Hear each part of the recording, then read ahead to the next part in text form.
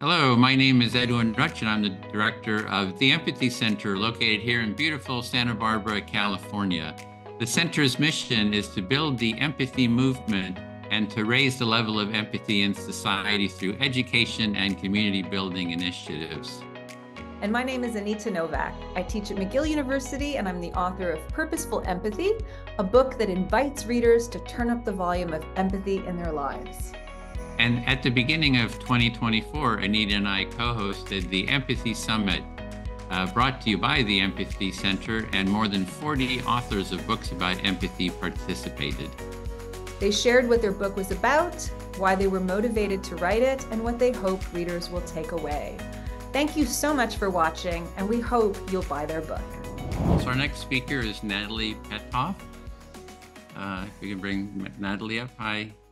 Hi. And Natalie, we got a screen share, is a customer experience employee experience, is a customer experience, employee experience, as well as an AI consultant and speaker.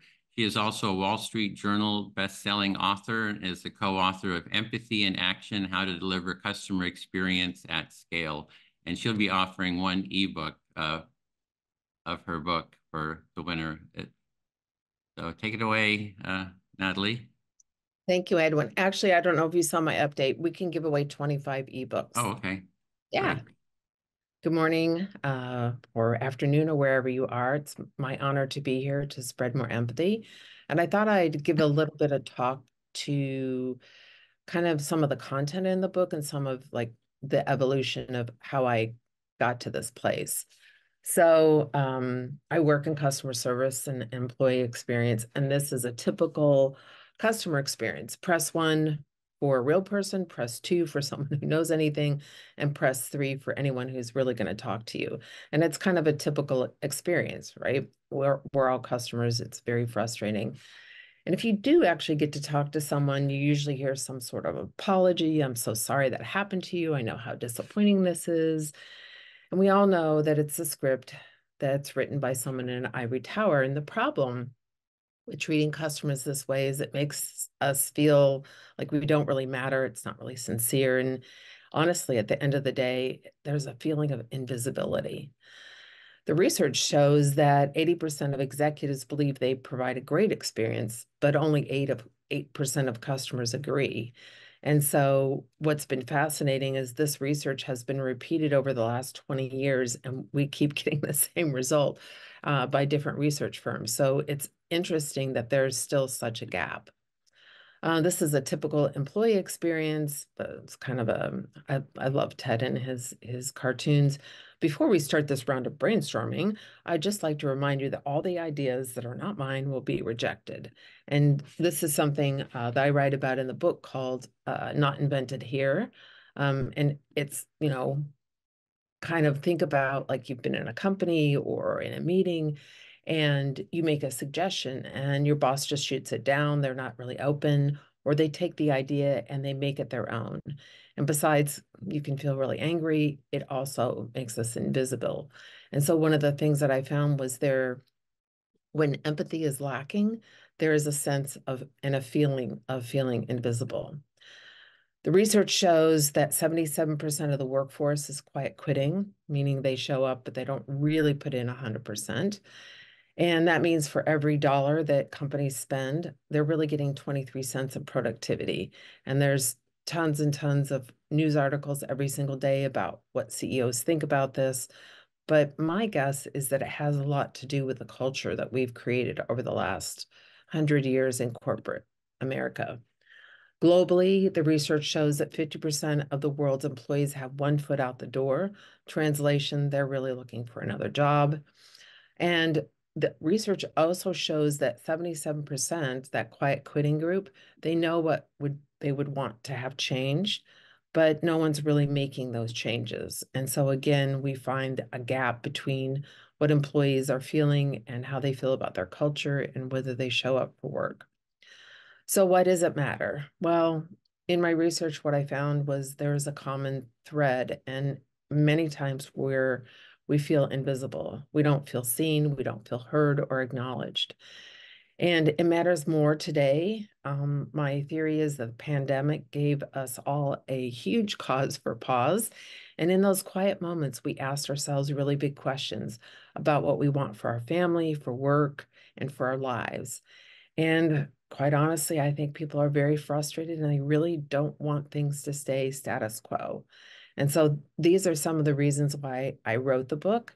And because I think it taps into a deep need for us to be able to share the feeling that you get when you're seen and heard and witnessed.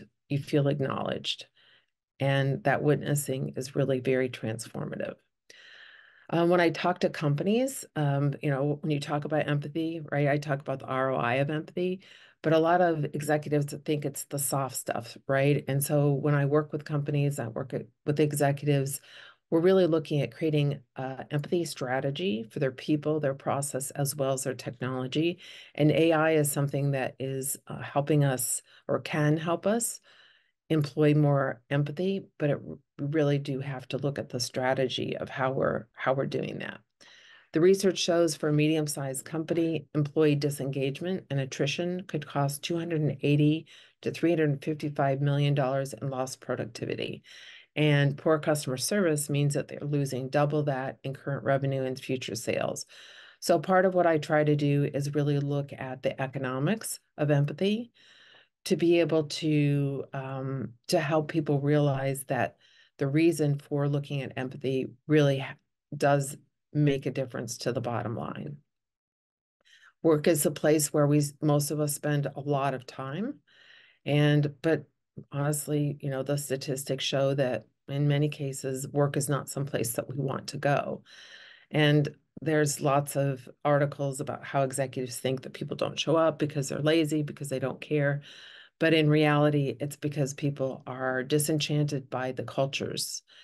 And oftentimes executives, I've been in many, many meetings where they think the customer is the problem. But truly, it's when they buy something, they're either disappointed in the product or when they get customer service, it's not really service.